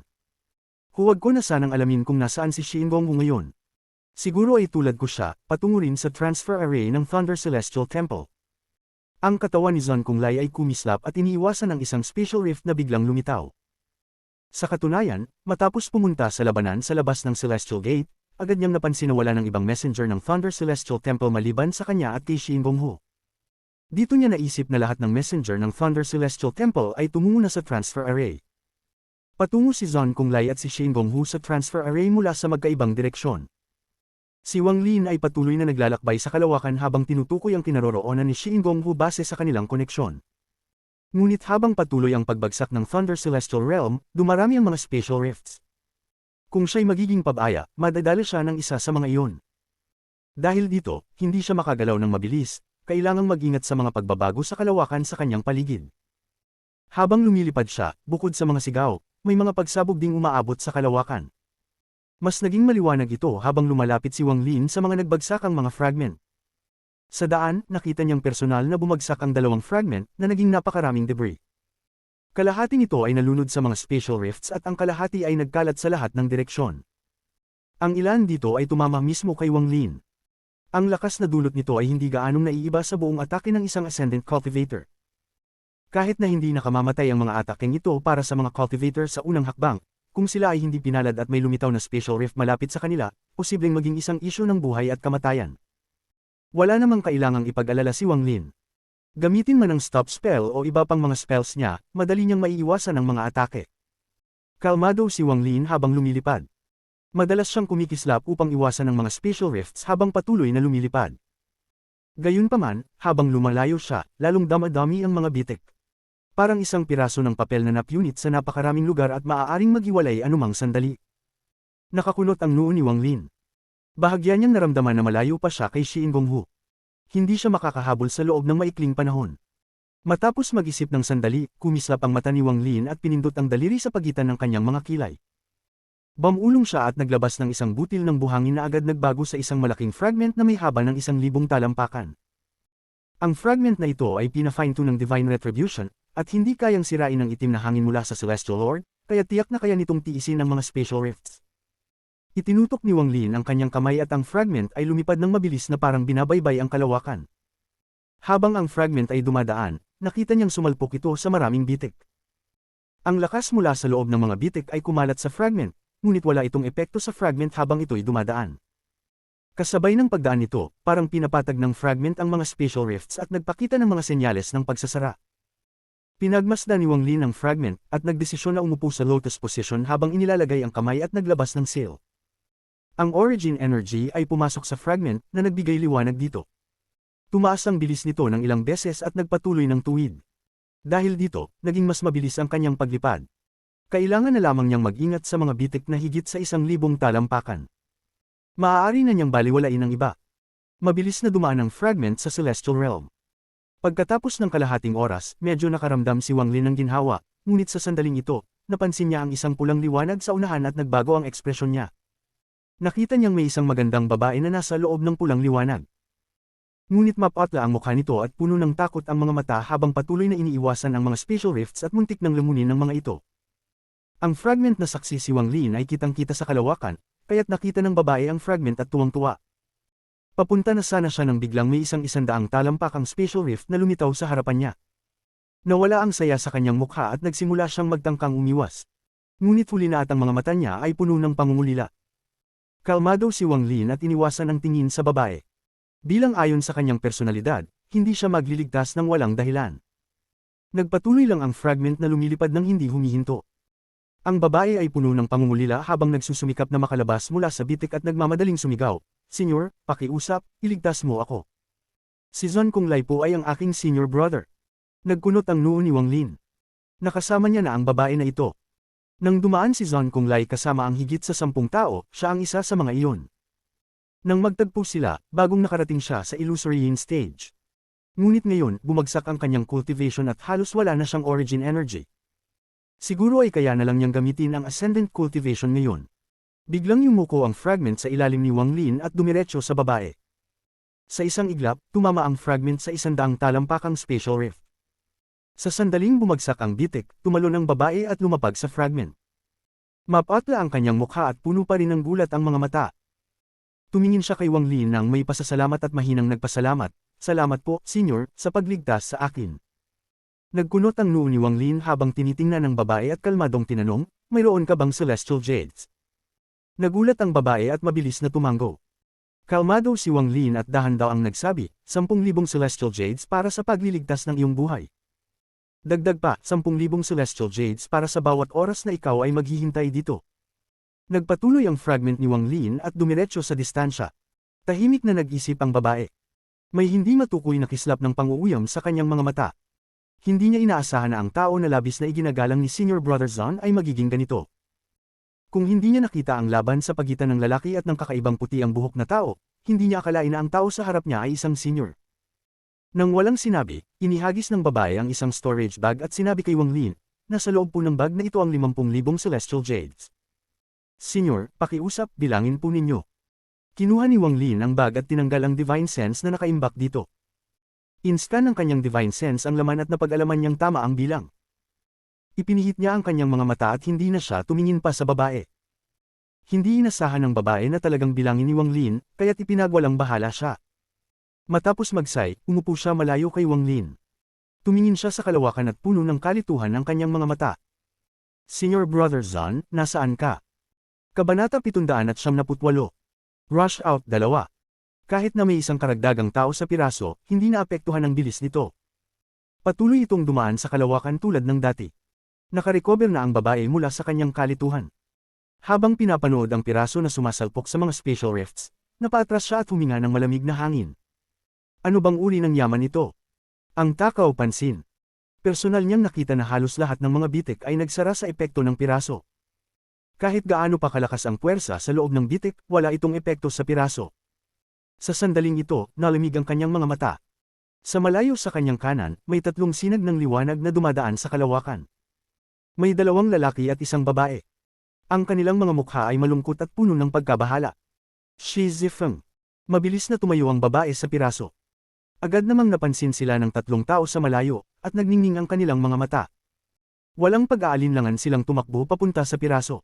Nanatiling kalmado si Wang Lin. Hindi siya bumagal at patuloy ang parehong bilis. Ang 3 tao ay tila hindi makahabol. Mabilis na sumigaw ang babaeng si Shi Zifeng, "Zon Yun, sandali." Mabilis na sinabi ni Zon sa kay Wang Lin, "Senyor, sandali lang po. Ang mga kaibigan po ng Junior ay gustong sumakay." Binuksan ni Wang Lin ang kanyang mga mata at ipinakita ang pagkainis. Hindi siya kumibo.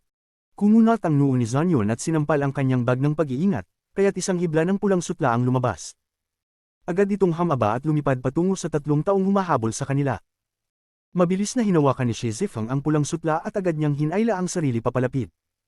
Ginawa din ito ng 2 lalaki at sa wakas, nakahabol sila at nakalapag sa piraso. Nakahinga ng maluwag ang 3 tao at agad nilang napansin si Wang Lin sa malayo.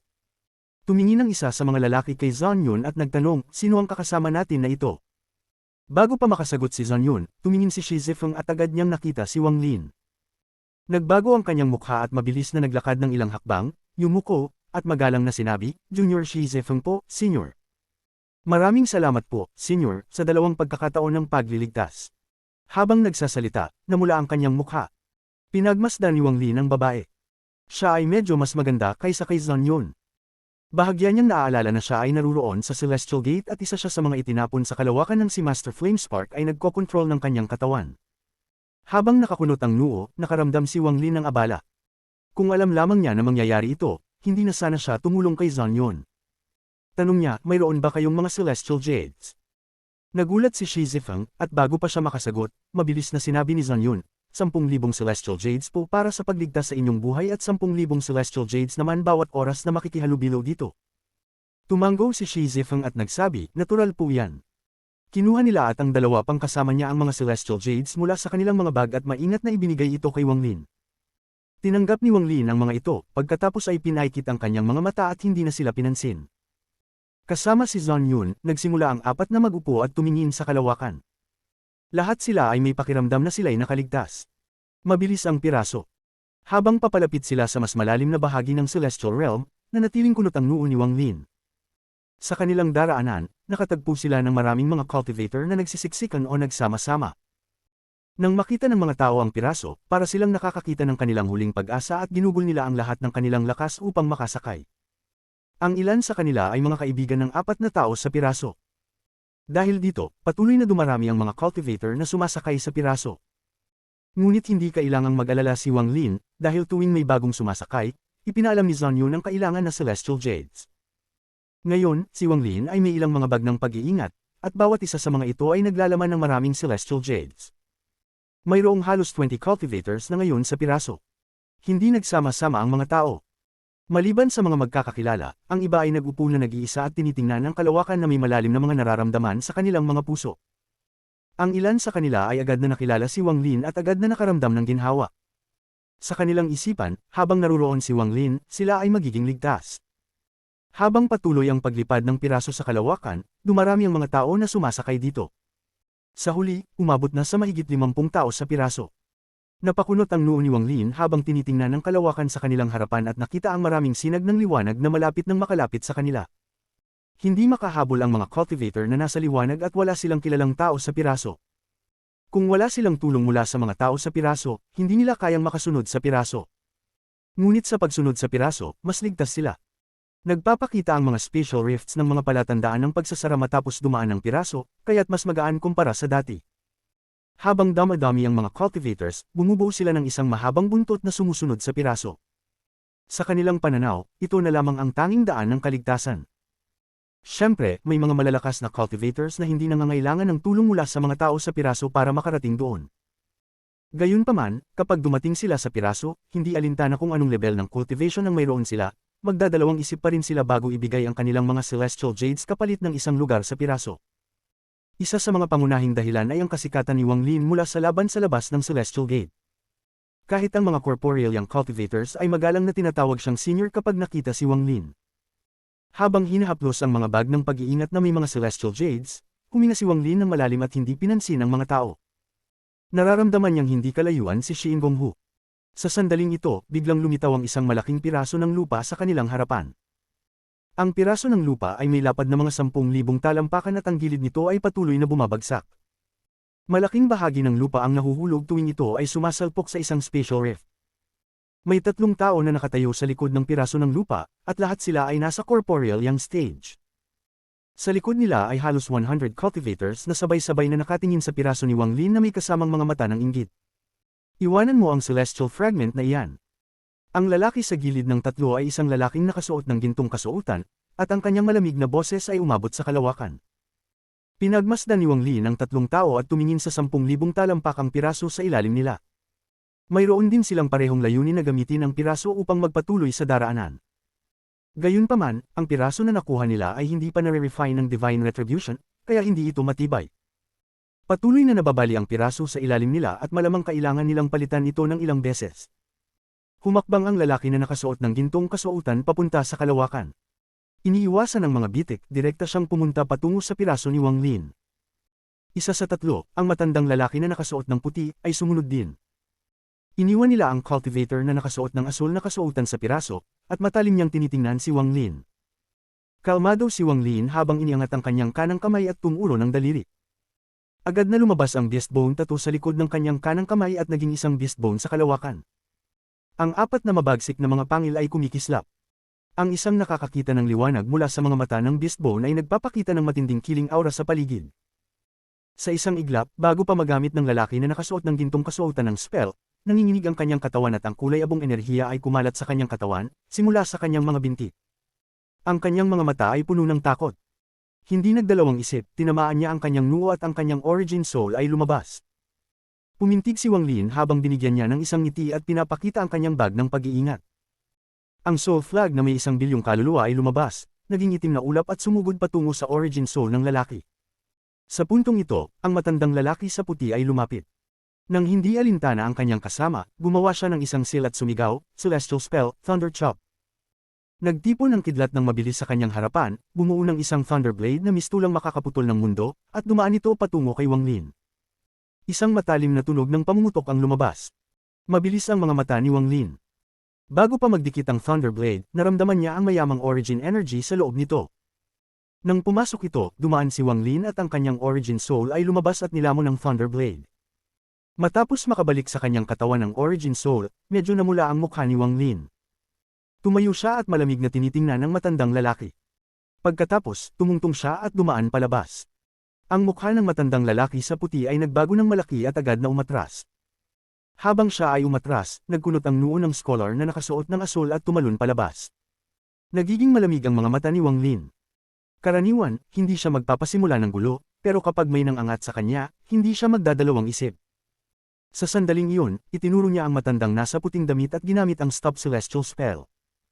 Agad na naramdaman ng matanda na parang lumubog ang kanyang katawan sa tubig at parang siya'y naipit, dahilan upang tumigil siya. Hindi lamang ang katawan niya ang tumigil, kundi pati ang kanyang orihinal na kaluluwa ay apektado, kaya't hindi na niya magamit ang kanyang orihinal na enerhiya. Humakbang si Wang Lin habang ang kanyang daliri ay naging espada.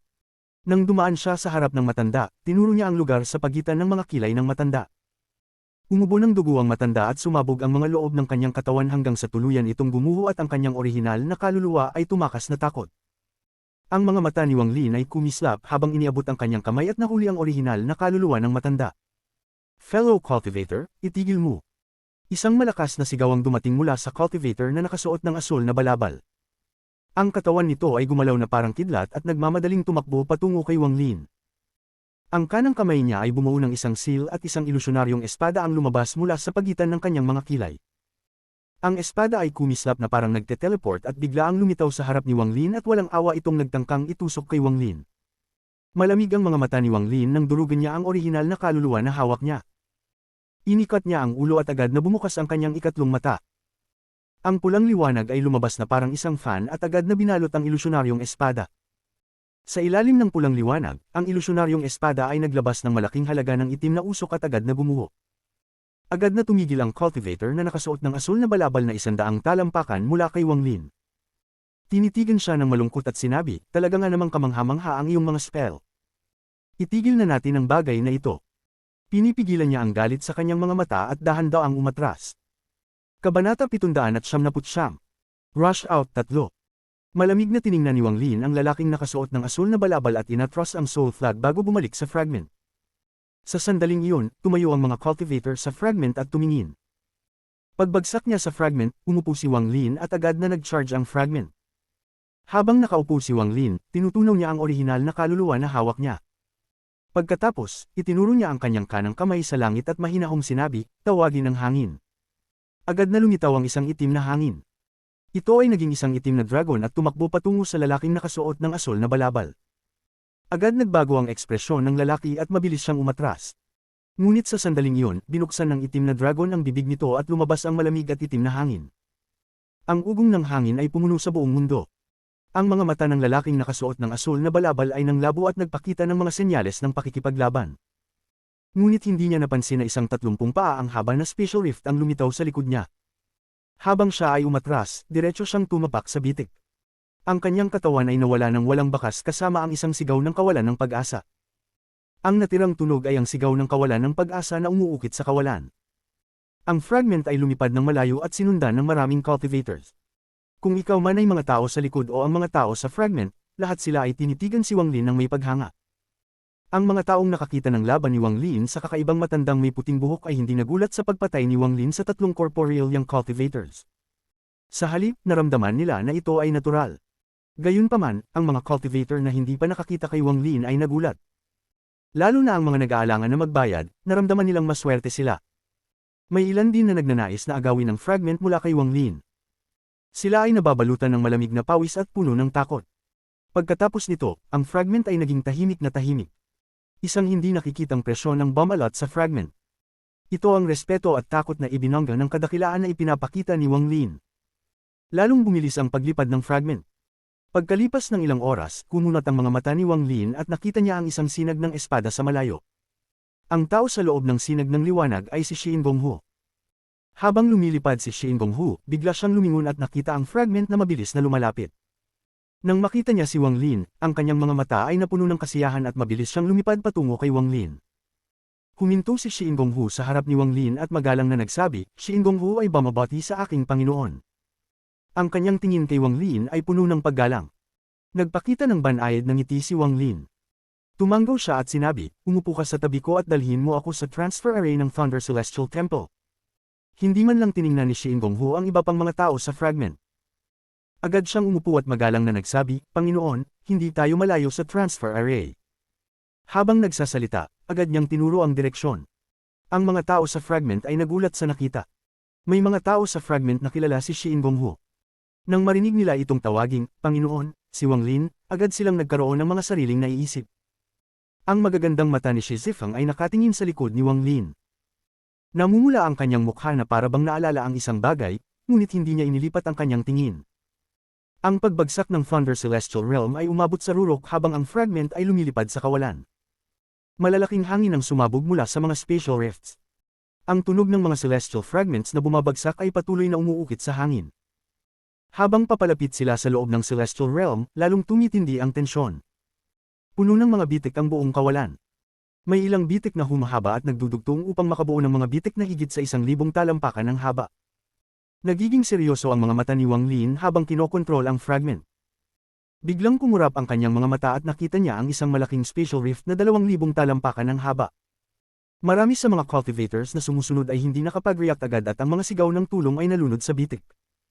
Buong focus si Wang Lin sa pagkontrol ng fragment kaya't wala siyang oras para alalahanin ang iba. Kinokontrol niya ang fragment upang iwasan ang malaking bitik, ngunit ang kanyang ekspresyon ay lalong naging madilim. Tinanong ni Wang Lin, gaano pa kalayo? Higit sa 5 kilometro, sagot ni Xin Gonghu na kapwa kinakabahan. Ang mga bitik sa harapan nila ay nagpapakaba sa kanya. Nagkunot ang noo ni Wang Lin habang ang fragment ay kumikislap at iwas sa ilang mga bitik. Dahan-dahan silang lumalapit, at naramdaman ni Wang Lin ang isang 10,000 paa na loang liwanag. May fragment na nakapilmi sa loob ng loang liwanag. May isang formation. Ilang tao ang nakatayo sa formation, malinaw na handa ng matransfer. Isa sa kanila ay si Zhang Konglai. Sa labas ng formation, may 7 o 8 mensahero ng Thunder Celestial Temple. Tila nag-uusap sila. Sa sandaling iyon, tila may napansin sila at bigla nilang tinanaw si Wang Lin. Isa sa kanila ay nagtaas ng kamay at itinuro ang susi. Isang alon ng orihinal na enerhiya ang biglang kumalat mula sa loang liwanag. Ang orihinal na enerhiya ay nagtipon at naging isang higanting kamay na agad na sumwip sa buong lugar. Lahat ng mga bitik sa paligid ng loang liwanag ay nagsimulang hamaba at tila nag-uugnay upang bumuo ng isang hindi matatawid na mode.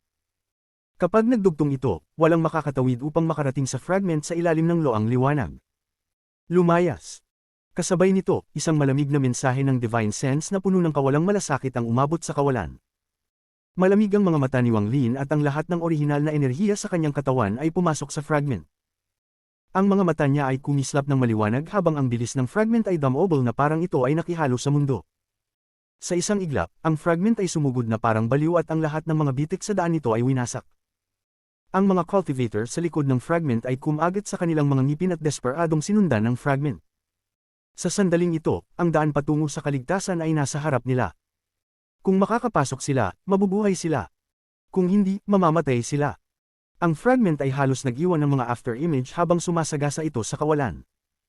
Malalakas na tunog ng pagsabog ang umuukit sa hangin habang ang fragment ay lumipad na parang meteor patungo sa loang liwanag, sinusubukang makarating dito bago magdugtong ang mga spatial rifts. Tumayo si Wang Lin at pinatama ang bag ng Holden. Lumitaw ang celestial sword sa kanyang kamay. Itinaas niya ang espada at tinaga pababa sa likuran niya.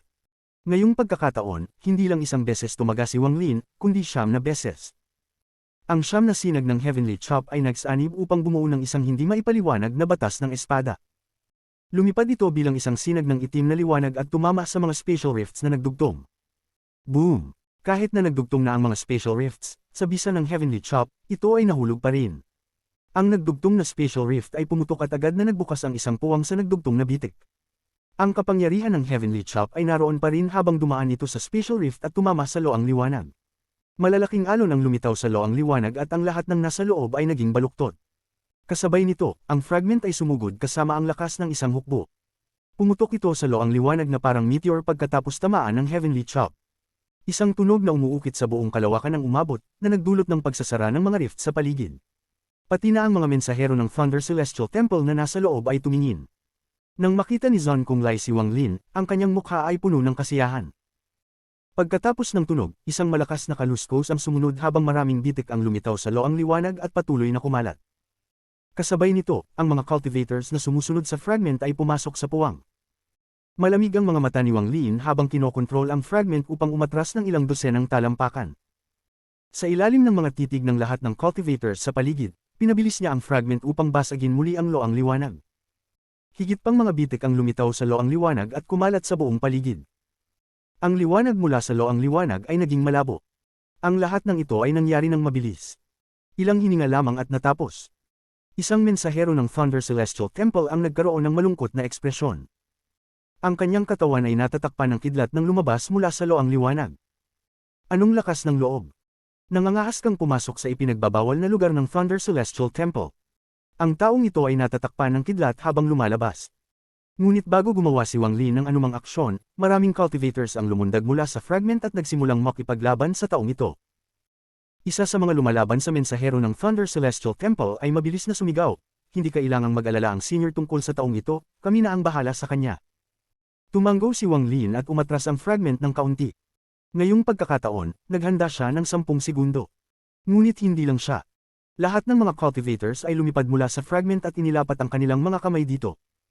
Ginamit ng lahat ang kanilang buong lakas at nagsanib sa ilalim ng gabay ni Wang Lin bago ito pinutok. Ang lakas ng lahat ng tao ay bumuo ng isang matalim na gilid sa unahan ng fragment. Isang malakas na ugong ang umabot sa kalawakan nang sumabog ang fragment sa loang liwanag at tuluyang gumuho ang loang liwanag. Walang katapusang mga piraso ng loang liwanag ang kumalat at higit sa kalahati ng fragment ay tumama sa celestial fragment. Agad na sumugod ang mga cultivator at bigla ang celestial fragment na may transfer array ay napuno ng mga galit na cultivator na naghahanap ng paraan upang makaligtas. Kabanata 800. Ang kapangyarihan ng desperasyon. May isang paniniwala na mas malakas pa kaysa sa anumang iba pang puwersa sa mundo. May isang laban na walang makakapit na makakapigil dito. Ang paniniwalang ito ay tinatawag na pagnanais na mabuhay. Ang laban na ito ay tinatawag na pag-survive. Kanina, ang paglitaw ng piraso ay nagbigay sa kanila ng pag-asa sa kaligtasan, at ngayon, ang pagdagsa sa transfer array ay ang kanilang pakikibaka para sa kaligtasan. Parang isang paru-paro na pumutok mula sa kakun nito, ang sandaling ito ang magtatakda kung sila'y mabubuhay o mamamatay. Ang paniniwala sa buhay at ang laban para mabuhay ay nagdulot ng pagkabaliw sa lahat ng mga cultivator na nakalusot. Ang mga ascendant cultivator ay nagkaroon ng lakas ng loob na labanan ng mga corporeal young cultivator at magsimula ng laban. Nakalimutan nila ang hindi matitinag na agwat sa pagitan nila, pati na rin ang respeto na ipapakita nila kung sila ay nasa labas o kung hindi bumabagsak ang celestial realm. Lahat ng ito ay nawasak sa harap ng kaligtasan. Kung isang ascendant cultivator lamang ang nagkaganito, wala sana itong epekto. Ngunit kung 10, 20, 50, 100, magiging puwersa ito na kahit ang mga corporeal young cultivator ay makakaramdam ng takot. Kahit na hindi mahirap para sa isang corporeal young cultivator na patayin ang higit sa 100 ascendant cultivators, ang kanilang lakas ay nasa momentum. Nang harapin nila ang momentum ng mga cultivator na ito, ang mga ekspresyon ng 7 mensahero ng Thunder Celestial Temple ay nagbago ng malaki. Partikular, sa higit sa 100 ascendant cultivators, may ilan sa mga ito na may mga mata na pula mula sa galit, mga illusory cultivators. Sila ay malakas kaysa sa ascendant cultivators, at sa kanilang pamumuno, ang lakas ng grupo ay nakakagulat. Ang mga bagay na ito ay nagdulot lamang ng pagbabago ng ekspresyon ng mga mensahero ng Thunder Celestial Temple. Sa mga cultivator na ito, may dalawang corporeal yang cultivator. Ang dalawang ito ay lubhang matalino at nakatago, at agad nilang ipinakita ang kanilang antas ng cultivation nang pumasok sila sa light screen. Ang kanilang paglitaw ay nagdulot ng pagkabigla sa mga mensahero ng Thunder Celestial Temple. Ngunit ang talagang nagpatigil sa mga mensahero ng Thunder Celestial Temple ay si Wang Lin. Kahit na si Wang Lin ay isang corporeal yang cultivator, naramdaman ng mga mensahero ng Thunder Celestial Temple ang isang aura ng pagpatay sa paligid niya. Ito ay isang aura na nagmula sa pagpatay ng maraming tao na nasa parehong antas ng cultivation.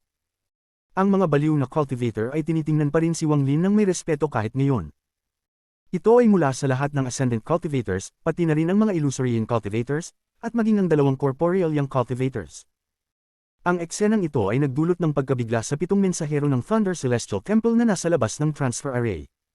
Pumatay. Biglang sumigaw ang isa sa mga cultivator na nagmamadaling umatake. Para bang siya ang nag-apoy sa buong mundo, at lahat ng cultivator ay nagsimulang sumugod. Pumatay. Pumatay. Pumatay. Pumatay. Walang katapusang mga spell ang lumipad sa area at walang katapusang mga magical treasures ang lumitaw sa pirasong ito na naglalaman ng transfer array. Sa sandaling ito, ang liwanag mula sa mga spell at magical treasures ay sumikop sa piraso. Ang mga salakay ay naging labis na wala sa kontrol. Pumatay. Isang Ascendant Cultivator ang nagkontrol ng halos 100 na mga flying sword at sumugod patungo sa isang mensahero ng Thunder Celestial Temple nang walang pag-aalinlangan. Ang mga espada ay nagmadali patungo sa mensahero ng Thunder Celestial Temple kasabay ng kanyang sigaw. Kasama niya ang 14 hanggang 15 pang mga red-eyed Ascendant Cultivators na sabay-sabay na nag-atake. Sa kabilang banda, sa ilalim ng pamumuno ng isang Illusory Yin Cultivator, 6 o 7 cultivator ang pinagsama ang kanilang lakas at inatake ang isang mensahero ng Thunder Celestial Temple. Pumatay. Sa gilid, ang dalawang Corporeal Yang Cultivator ay naghiwalay at bawat isa ay umatake sa isang mensahero ng Thunder Celestial Temple. Ginamit nila ang kanilang mga origin spells nang walang pag-aalinlangan. Sa kanilang likuran, higit sa 10 Ascendant Cultivators ang nagsimulang maghagis ng spells at magical treasures ng mabangis. Pumatay. Si Shi Zifeng ay sumugod sa isa pang mensahero ng Thunder Celestial Temple kasama ang isang grupo ng Ascendant Cultivators na pinamumunuan ng 2 Illusory Yin Cultivators. Mabilis na pumutok ang mga mabagsik na magical treasures at nakakatakot na spells. Ang natitirang mga cultivator ay nahati sa 2 grupo at sumugod patungo sa huling 2 natitirang mensahero ng Thunder Celestial Temple sa labas ng transfer array. Ang brutal na momentum at nakakatakot na aura ng pagpatay ay halos nagbuo ng isang bagyo. Isang bagyo para sa kaligtasan. Sa sandaling ito, walang sino man ang nag-alala na ang mga kalaban nila ay mga mensahero ng Thunder Celestial Temple. Sino ang mag-aalala kung sila ay mga mensahero ng Thunder Celestial Temple? Wala nang halaga ang pagiging majesty ng mga mensahero ng Thunder Celestial Temple sa mga taong ito na nakikipaglaban para sa kanilang sariling kaligtasan. Wala itong epekto. Sino man na susubok na humadlang sa kanila ay papatayin. Kung ang isang celestial ay humadlang, patayin ng celestial. Kung ang isang demonyo ay humadlang, patayin ng demonyo. Para bang ang lahat ng cultivator ay nababaliw. Isa sa mga mensahero ng Thunder Celestial Temple ay nagtaas ng daliri at pinindot sa pagitan ng mga kilay ng isang Ascendant Cultivator na sumugod. Agad na nanginig ang katawan ng Ascendant Cultivator bago bumagsak, at ang kanyang origin soul ay naglaho. Ngunit bago siya mamatay, sumugod siya at kinagat ang braso ng mensahero ng Thunder Celestial Temple. Ang pula sa kanyang mga mata ay nagdulot ng pagkabigla sa isipan ng mensahero kahit na ito ay isang bumabagsak na ulo. Pumatay. Ang isang mensahero naman ay bumuo ng mga cells gamit ang kanyang mga kamay at ang origin energy ay nagtipon sa kanyang katawan, pagkatapos ay pinakawalan niya ito. Ginamit niya ang pinakasimpleng paraan ng paggamit ng origin energy para magsagawa ng isang malawakang atake. Sa isang saglit, maraming cultivator ang nagsimulang umubo ng dugo at nanghina ang kanilang mga katawan. Gayunpaman, walang umatras. Nagsusumikap silang magpatuloy. May mga cultivator ding malubha ang sugat na nagpasabog sa kanilang sarili kapag sila ay lumapit. Ang tunog ng mga pagsabog ay umalingaw sa buong piraso. Ito ay isang trahedya. Pumatay. Ang mga hiyaw ay nagsanib at nagbunga ng mga alon na sumikop sa kalangitan. Sa sandaling ito, ang tunog na ito ay naging mas malakas. Nakakabighani. Ang kagustuhan na mabuhay ay tila nakaukit sa puso ng bawat cultivator, at ito ay biglang sumabog. Hindi lang ito nagbigay ng pagkabigla sa mga mensahero kundi pati kay Wang Lin. Humugot si Wang Lin ng malalim na hininga. Sa sandaling ito, isang paniniwala ang sumulpot sa kanyang puso. Isang hakbang ang ginawa niya at nagmadali siya na parang kidlat.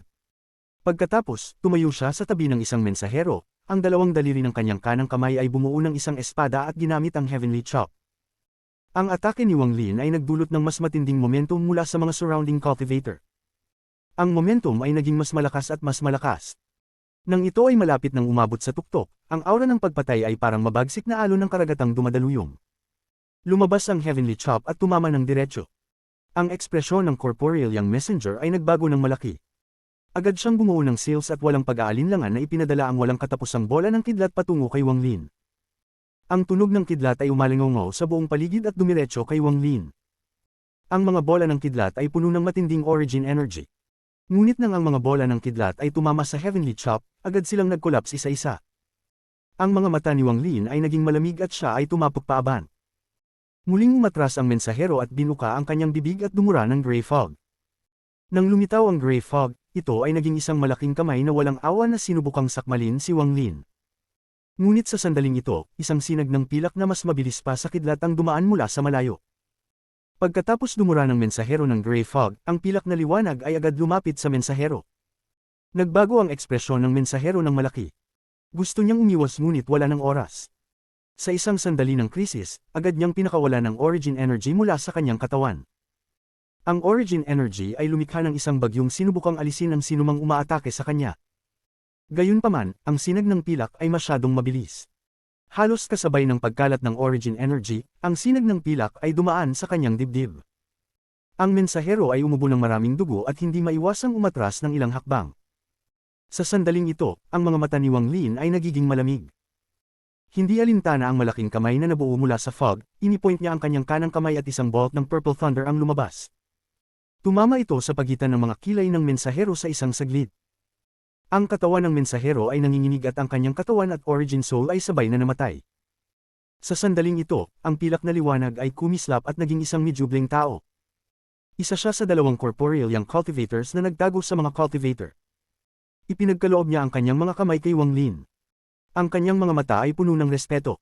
Pagkatapos, sumugod siya upang tumulong sa iba. Tumanggo si Wang Lin ng bahagya. Nakita na niyang mas maaga ang cultivation ng dalawang corporeal young cultivators. Gayunpaman, dahil nagbayad sila ng mga jade, hindi na niya ito binanggit at pinayagan silang manatili. Pagkatapos ng pagkamatay ng isa sa mga mensahero, agad itong napansin ng lahat ng mga surrounding cultivator. Agad nilang nadama ang labis na lakas. Magbigay daan. Ang katawan ni Wang Lin ay kumislap at dumating siya sa tabi ng pangalawang mensahero. Ang kanyang origin energy ay naging isang daliri at agad na pinindot pababa. Ang mukha ng mensahero ay labis na mapatla. Hindi na siya lumaban kundi agad na umatras. Hindi lang siya, kundi pati na rin ang natitirang mga mensahero ay umatras. Habang sila ay umaatras, may isang sinag ng pilak na kumislap. Ang pilak na liwanag ay kumislap sa harap ng isa sa mga nag-aatras na mensahero at nagdulot ng malaking pag-agos ng dugo. Ang mga mata ng mensahero ay napuno ng puot at pamatak ng sigaw, soul chase.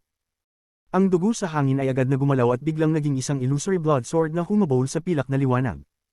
Naglakad si Wang Lin at sa sandaling sumara ang blood sword sa pilak na liwanag, kanyang hinawakan ito. Pagkatapos, ang origin energy sa kanyang katawan ay sumabog, na naging sanhi upang magwasak ang blood sword at maglaho bilang isang pulang mist. Nang bitawan niya ito, tumingin si Wang Lin. Tinitigan niya ang anim na nag-aatras na mensahero ng Thunder Celestial Temple at nagsabi, magbigay daan. Magbigay daan. Magbigay daan. Magbigay daan. Pagkatapos sumigaw si Wang Lin, ang lahat ng cultivator ay agad na sumabay sa kanya. Ang pagsabog ng mga hiyaw ng mga cultivator ay parang tinig mula sa langit. Ang tinig na ito ay isang hiyaw para sa kaligtasan at ang kalooban na magpatuloy sa buhay. Ito ay labis na matindi at parang ang buong mundo ay kumikilos. Nagbunga ito ng isang malakas na sound wave at bumaba kasama ang isang nakakatakot na aura. Magbigay daan. Sa ilalim ng kapangyarihan ng sound wave, ang anim na mensahero ng Thunder Celestial Temple ay hindi makontrol na umatras. Para bang sila ay humaharap sa galit ng mundo. Sa sandaling iyon, ang transfer array sa likod ng anim na mensahero ng Thunder Celestial Temple ay biglang lumiwanag. Ang ilang mga mensahero sa loob ng transfer array, kabilang si Zon Kunglai, ay nagulat habang tinitingnan mula sa loob ng array. Naganap ang activation ng transfer array kaya hindi sila makalabas, ngunit ang tanawin sa kanilang harapan ay isang bagay na mahihirapan silang kalimutan sa buong buhay nila. Ang kanilang mga anyo ay unti-unting naging baluktot hanggang sa isang sinag ng liwanag ang pumutok pataas sa kalangitan at sila ay nawala.